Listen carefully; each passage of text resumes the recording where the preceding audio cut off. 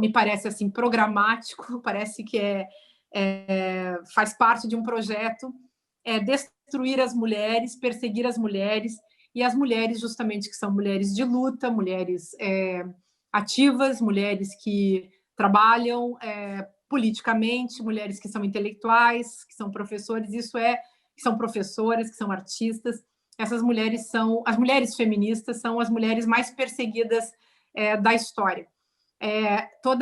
Nós podemos hoje revisitar, para entender o nosso momento presente, a famosa e triste história da misoginia que acompanha a história da nossa civilização, entre aspas, e passaremos, enfim, por tantas situações de violências contra as mulheres, encontraremos o momento da caça às bruxas, que é um momento pouco mencionado pelos historiadores que narram a história do ponto de vista dos vencedores, né, do ponto de vista do patriarcado, mas existem muitas historiadoras que hoje vêm resgatando essa historiografia, e historiadores também ligados, enfim, à busca da verdade, mesmo que essa verdade incomode ao sistema de opressão.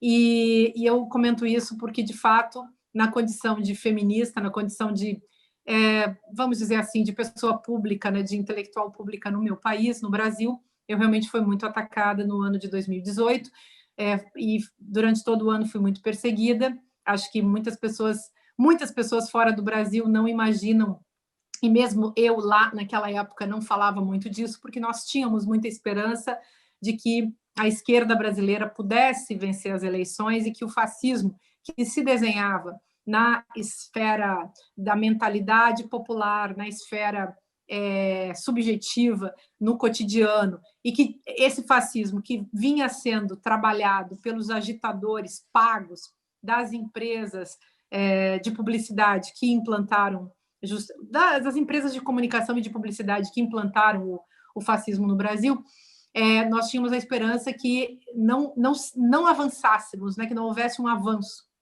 nessa direção. E é curioso que, então, eu e várias outras pessoas, mas eu fui uma dessas pessoas muito atacadas, e vinha sendo atacada desde 2015, quando publiquei um livro, então, chamado Como Conversar com um Fascista.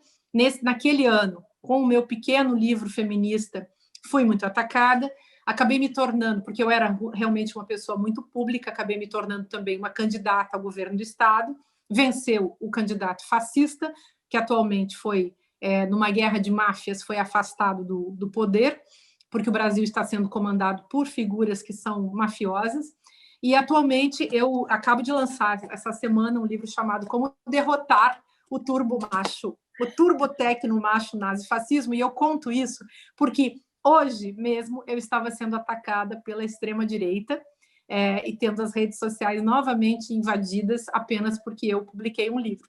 Isso é um sinal dos tempos.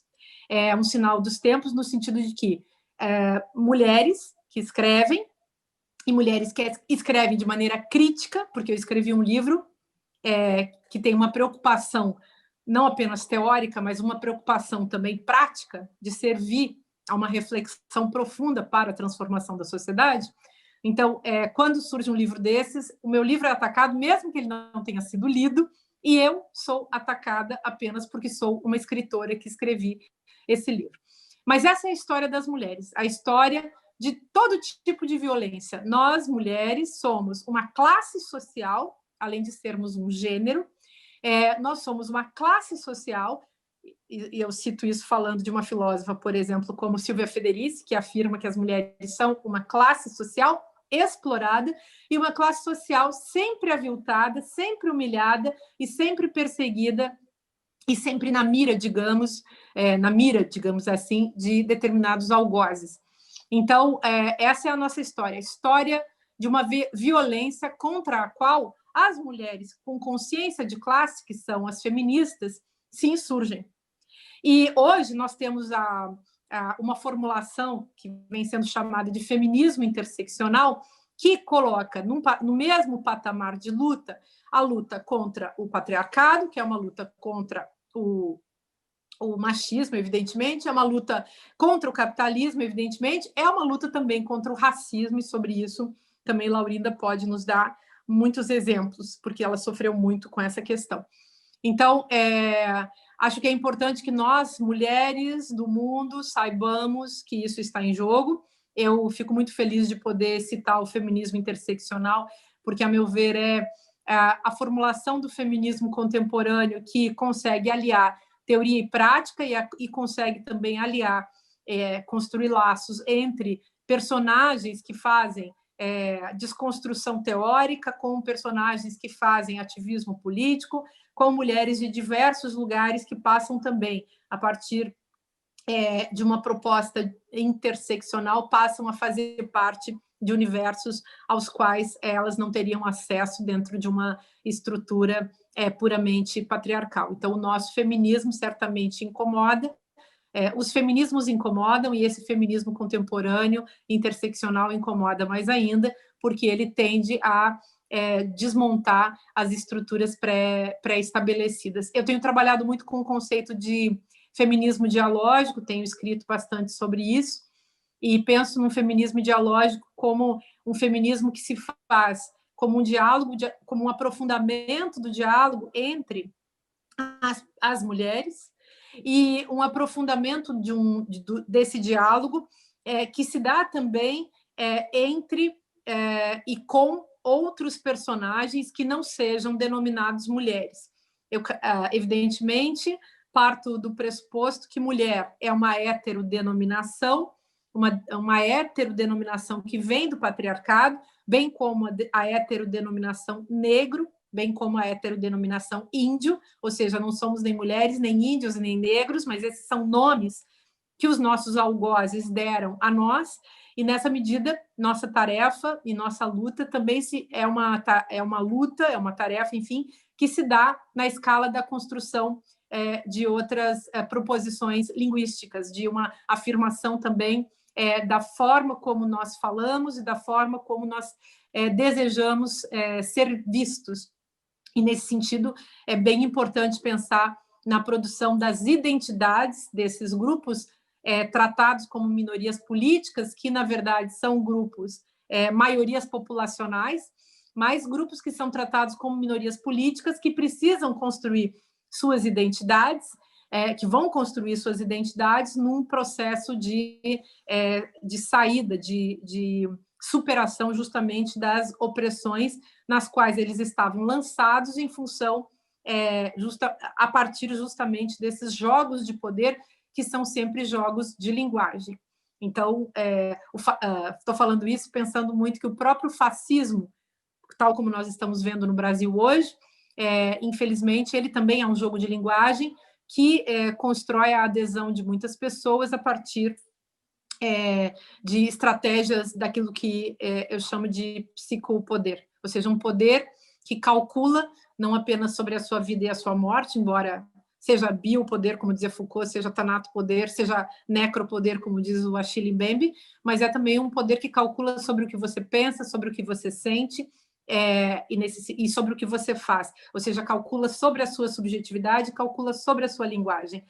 E, nesse sentido, todo tipo de poder, o poder patriarcal é justamente isso, né? Um poder que calcula sobre a vida e a linguagem e a morte das mulheres. Não é à toa que a gente está em mais um momento de avanço da misoginia, e também cresce e avança o feminicídio. E aí o feminicídio tanto doméstico quanto o feminicídio político. No Brasil, nós temos a história traumática do assassinato de Marielle Franco, que aconteceu em março de 2018, e que até hoje é um assassinato cujos mandantes não apareceram. E há muitas suspeitas no Brasil em relação a quem seja tanto o terceiro assassino que estava no carro, que até hoje não apareceu, quanto os mandantes desse crime. Mas eu não posso falar nomes porque, em primeiro lugar, temos que sempre respeitar a presunção de inocência, mas, por outro lado, também é perigoso porque os assassinos de Marielle são assassinos e podem matar mais gente. Como eu já fui bastante atacada e prometida, jurada de morte, todo cuidado sempre é pouco. E eu estou colocando isso para que a gente entenda que as mulheres não têm poder, enquanto isso, quanto menos poder elas têm, mais violência elas sofrem. Quero dizer, os homens, ou em termos um pouco mais genéricos, né? A sociedade patriarcal investe na violência contra as mulheres, física e simbólica, investe na violência contra as mulheres, sustenta essa violência contra as mulheres, justamente para sustentar o sistema de privilégio masculino, ou machista, ou, enfim, patriarcal. E, tendo isso em vista, eu considero que só será possível transformar essa sociedade, só será possível fazer isso no momento em que nós conseguirmos alterar essa proporção. E, nesse sentido, precisamos, como mulheres, lutar por equiparação política, pelo fim da desigualdade política, por direitos iguais na política. Paridade política. A mesma quantidade de homens e a mesma quantidade de mulheres.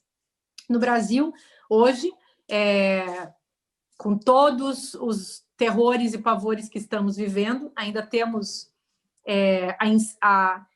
os restos da democracia em vigência, e essa eleição municipal que está acontecendo nesse ano traz uma avalanche, digamos assim, de mulheres, traz uma multidão, esse é o nome mais adequado, né?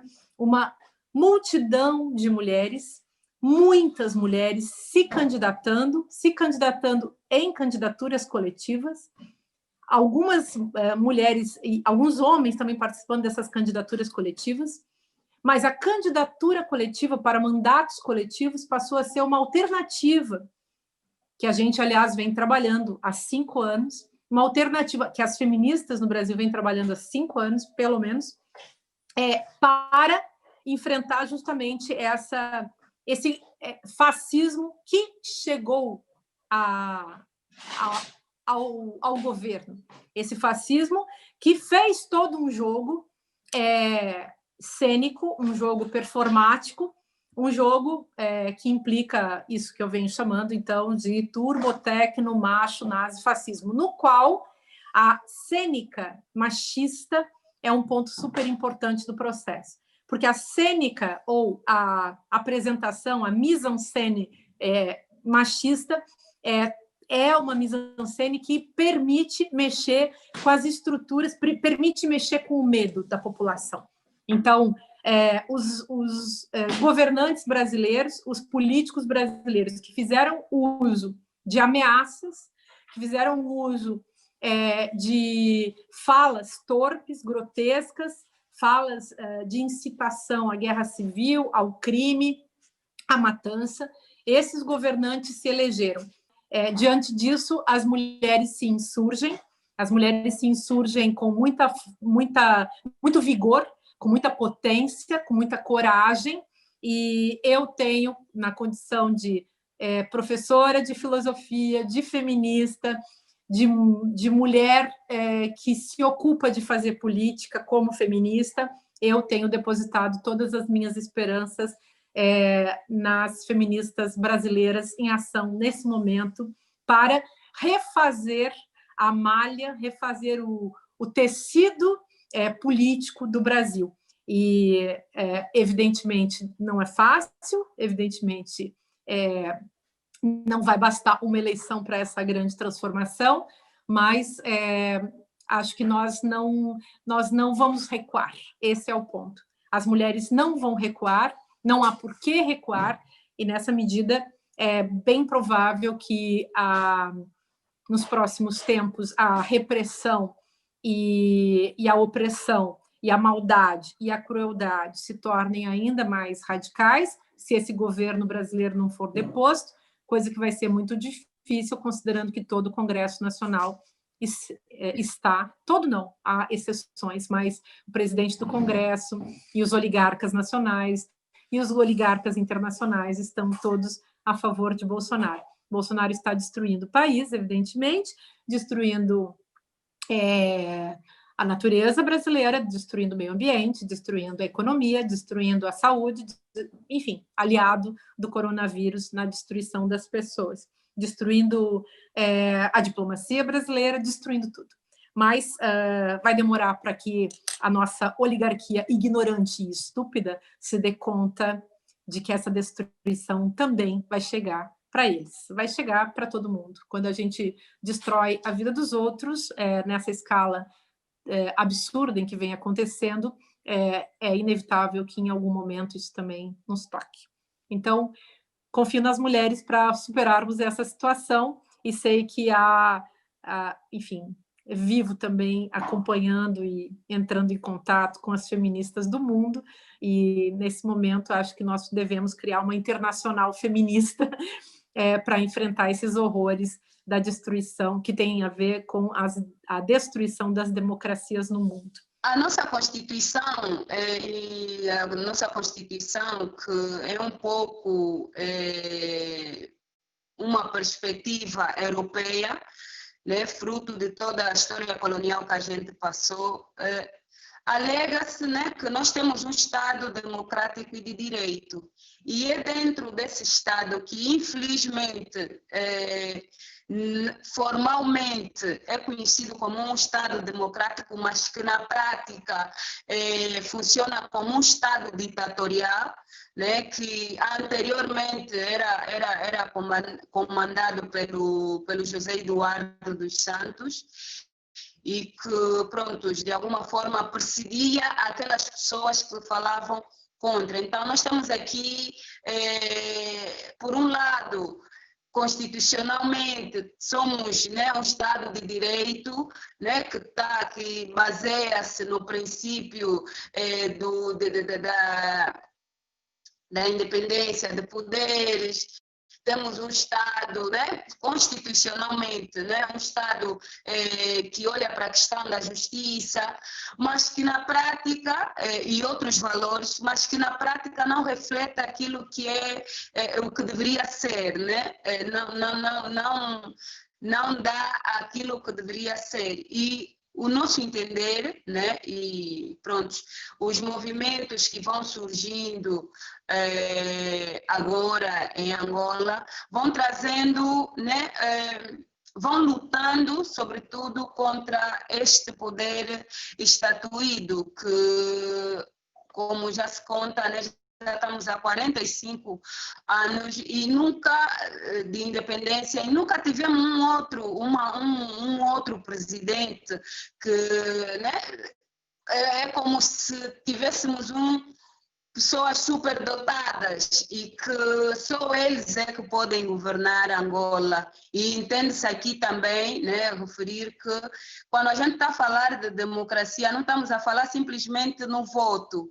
E por todas as situações que não se resolveu depois da independência, infelizmente, e também por né, falta de literacia, muito de nós confunde a democracia simplesmente com o direito ao voto, mas eu acredito, né, e os escritos mostram isso, e se a gente recuar um pouco mais sobre o entendimento daquilo que era, né, o entendimento de Aristóteles sobre a democracia, apesar de todas as limitações que o mesmo autor apresenta, não se resume simplesmente em votar, mas é tomar decisões, né, acerca do bem comum, do meio onde a gente está envolvido.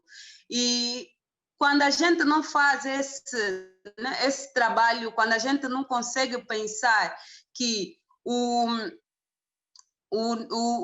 individual tem sua consequência no coletivo, então nós estamos ainda a caminhar, se não mesmo a não caminhar ainda para aquilo que se precisa. E tem sido de vários sentidos que a gente tem feito, como disse, então, logo depois que o José Eduardo saiu e a gente foi preso no processo 15+2, foram surgindo outros grupos, em função de quê? Em função da resistência que a gente teve, porque só a título de exemplo, quando se começou, né, na minha época, quando se começou a fazer manifestações de rua, que a gente entende como um exercício de poder, né, uma vez que a gente não pode estar no parlamento, né, mas conseguimos estar nas ruas, como uma das formas, ou a forma mais eficaz para poder influenciar, ou quem sabe mesmo mudar a estrutura da qual nos encontramos. E nessa época, né, a gente passou por N dificuldades, e refiro-me diretamente para as ruas onde a gente estava.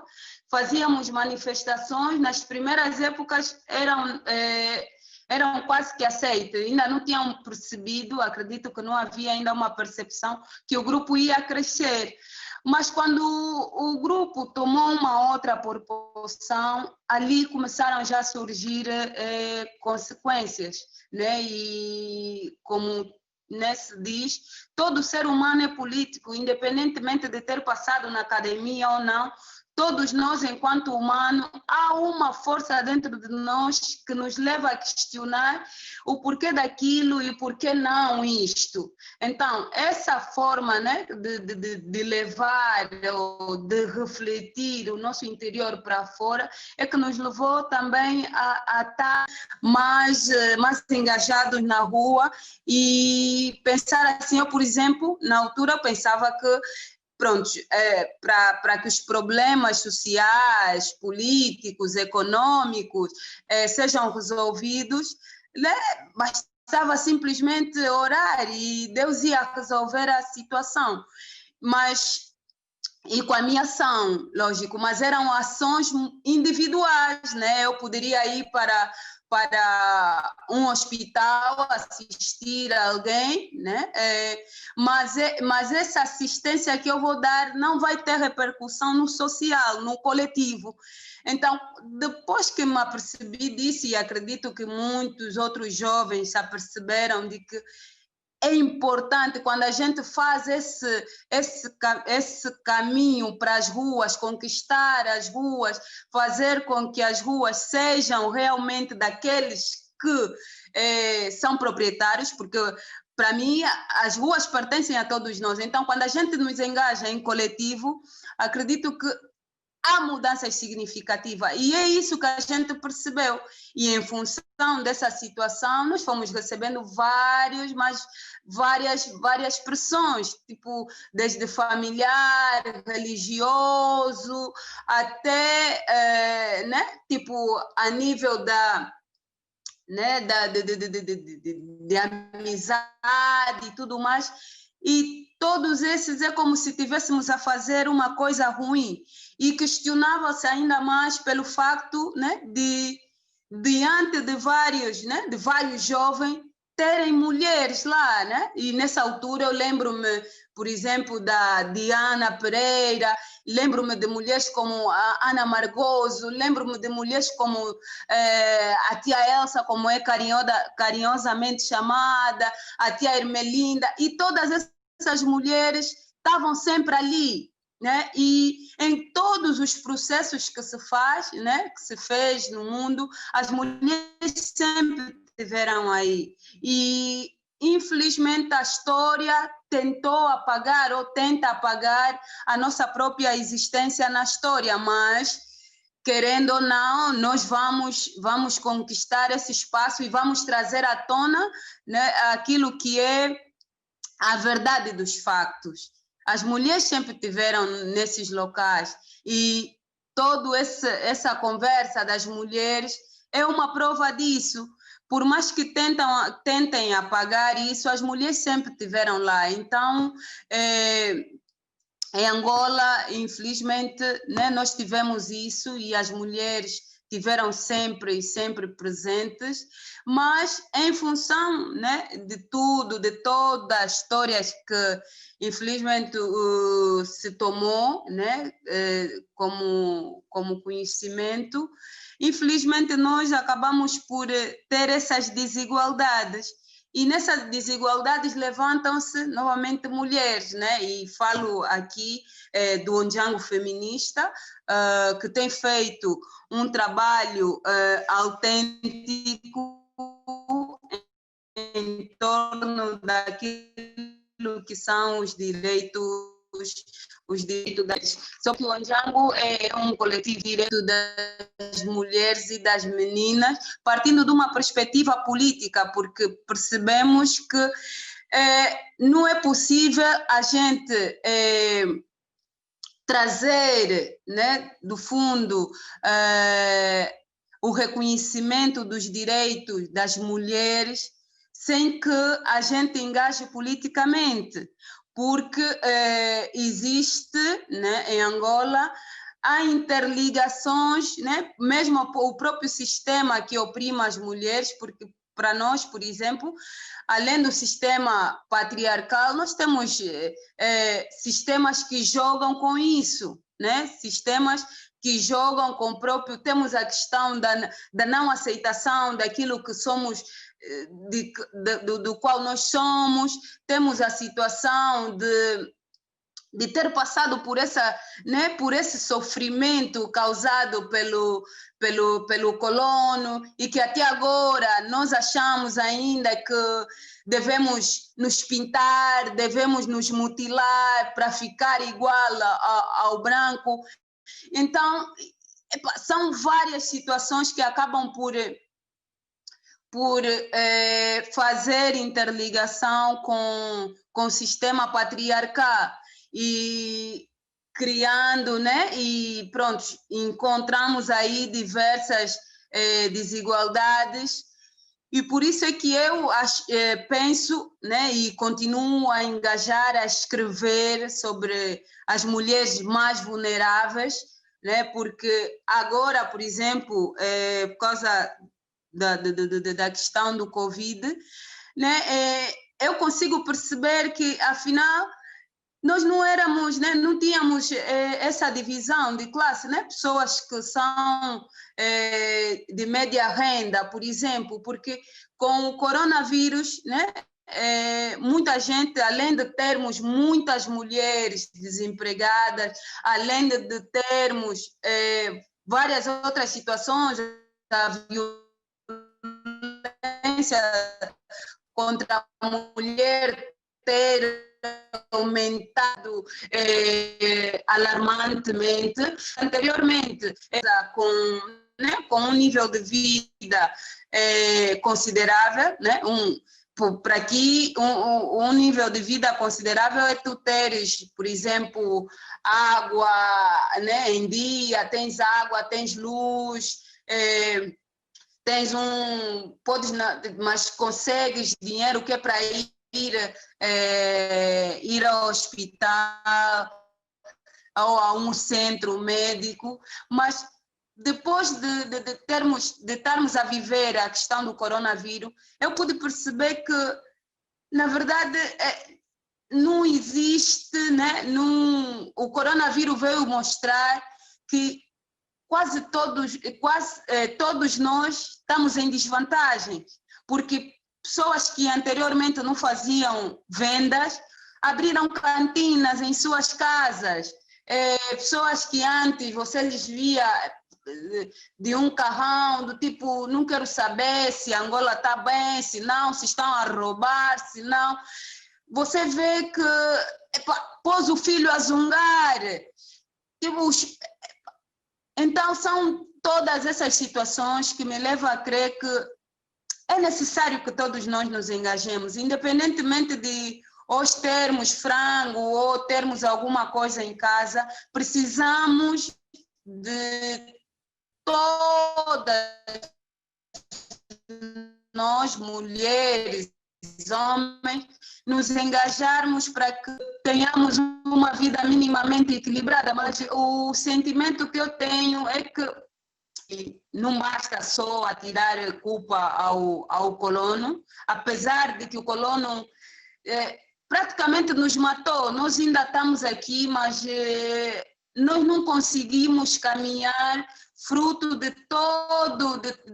toda a situação colonial que a gente passou e que continua entranhado em nós. Mas, ao mesmo tempo, há países que passaram por situações como nossa, que conseguiram caminhar. Eu penso que não se fez um retorno interior para dar solução às demandas coletivas. E quando a gente pensa que é um micro, né, é um micro núcleo e que não precisa de ligações com os outros, nós estamos a destruir aquilo que é o social, é o coletivo. E nós, infelizmente, temos isso. São poucas pessoas que se levantam, são poucas as pessoas que pensam em se engajar. Por exemplo, nós, ativistas e não só, pensamos em função de todas as necessidades que a gente passa, criar alternativas, já que o governo do João Lourenço não quer resolver os problemas sociais, não está interessado no povo, simplesmente está a fazer campanhas constantes, né, para mostrar à comunidade internacional, e a comunidade internacional como legitima esse tipo de coisa, porque João Lourenço não é chamado, mesmo quando José Eduardo dos Santos esteve no poder, não era chamado, não era criticado quando espancava, matava. E tudo isso, né? E o João Lourenço está simplesmente a repetir aquilo que foi as políticas de José Eduardo dos Santos. Mas o combate que ele está a fazer sobre a questão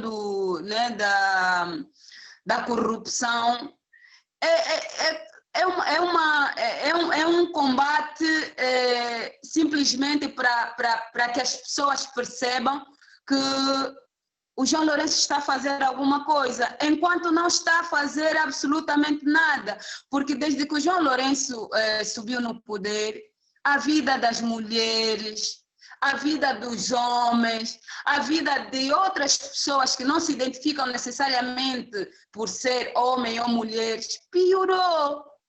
E o que a comunidade internacional faz? Isso passaria primeiro por uma interiorização do próprio indivíduo, né, no meio onde está inserido. Começar a perceber os fatores, né, a que estivemos todos submetidos. E isso envolve a própria psicologia, envolve a própria cognição, envolve os aspectos econômicos.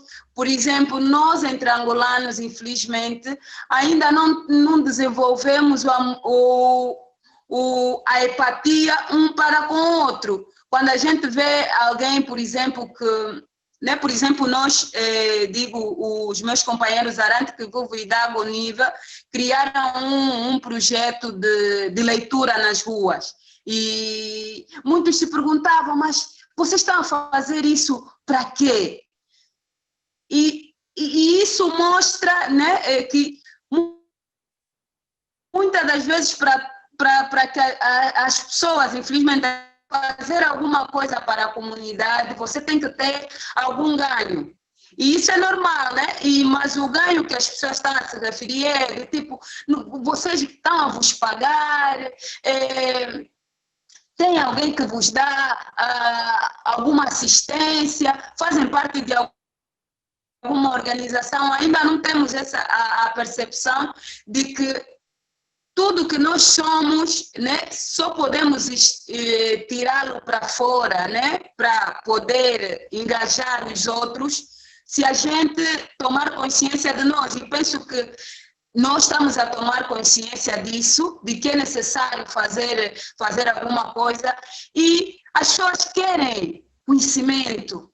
Nos foi negado o conhecimento, nos foi negado a educação. A educação em Angola é precária, não te leva a questionar. Nós continuamos num sistema de educação ditatorial que que mostra claramente o sistema onde nós estamos, né?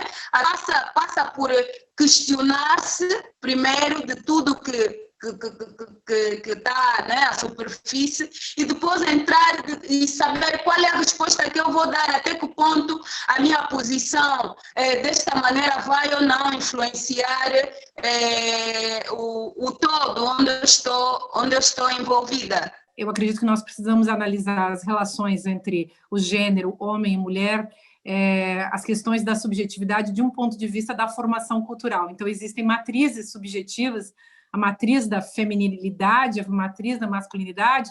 A matriz masculina é forjada a partir de um parâmetro e até mesmo de uma episteme baseada na violência, enquanto que a matriz de subjetivação feminina é construída a partir de um princípio de submissão e subserviência e de aceitação da violência. Então, por mais que a gente possa buscar perspectivas psicológicas, a meu ver, essas perspectivas psicológicas sempre têm um cruzamento justamente com as questões políticas, por isso que eu falo tanto em psicopoder, né? E acho que é interessantíssimo analisar as formas de violência masculina, que são mesmo as domésticas, o gaslighting, por exemplo, que se fala tanto hoje em dia. Essa violência psicológica, ela é uma violência política, ela tem tudo a ver, inclusive, com a história das torturas, né? Com a história das formas de violência praticadas de maneira técnica e organizada pelos estados, mas que é transferida também para as posições subjetivas. Há um esquerdo-machismo na esquerda que evita e que hoje em dia faz um combate contra aquilo que eles chamam de tendências identitárias, né, ou correntes identitárias da esquerda. Ora, não existem correntes identitárias na esquerda, existem identidades, por exemplo, a identidade do esquerdo-macho, que é já a posição do sujeito privilegiado. E existem identidades em construção e lutando por reconhecimento dentro da esfera política. Eu sou a favor de que todas e todos e todes possamos fazer uma luta interseccional em que lutar contra o capitalismo é lutar contra o patriarcado, lutar contra o racismo, lutar contra o colonialismo, lutar contra o capacitismo e assim por diante. Portanto, não vejo nenhum problema em que as mulheres, as pessoas marcadas pelos preconceitos relacionados à deficiência física, preconceito racista, etc., eu não vejo nenhum problema que essas pessoas todas venham reconstruir. Ao contrário, eu vejo como sendo a saída, a solução para a esquerda. É importante que todas essas singularidades venham com toda a força para compor uma outra esquerda, uma esquerda feminista, antirracista e uma esquerda que seja competente, inteligente e capaz de reconhecer a chegada desses novos sujeitos na luta política. Então, acho que o esquerdo-machismo está fadado a terminar, até porque se ele não se cuida, ele fica igualzinho à direita e à extrema-direita, que muitas vezes ele acredita que está combatendo sem conseguir combater de verdade, né? Porque os homens têm uma relação, infelizmente, muito narcísica com o poder, vivem de jogos de poder, mesmo na esquerda, e nós, mulheres, queremos algo mais do que jogo de poder, nós queremos reconstruir a sociedade. O que a Laurinda fala vai nessa direção. Eu acredito que nós estamos falando a mesma língua, que não é só a língua portuguesa. Eu senti né, essa diferenciação que se fez no processo 15 mais 2, e penso que isso é tendencial, né?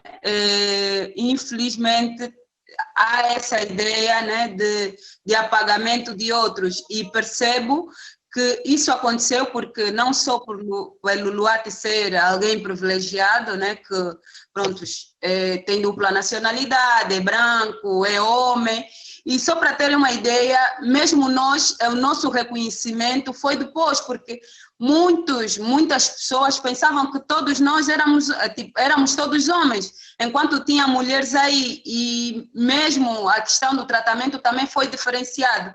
E há uma tendência do próprio Ocidente levar mais, né, pessoas do tom do Luati e não só, né, em detrimento de outras, porque muitas das vezes até, né, fomos chamados simplesmente os companheiros do Luati, e não se faz menção a aos nomes das pessoas que participaram diretamente no processo. E penso que mesmo o próprio Luati tem consciência disso e percebe isso, mas é mesmo uma questão de apagamento, né? De que nós somos pretos, somos não sei o quê. Então, eu penso que não se olha para as pessoas como pessoa, mas tendo sempre em referência a questão da cor, o poder, o status, a nacionalidade e tudo mais. Então, eu também senti isso.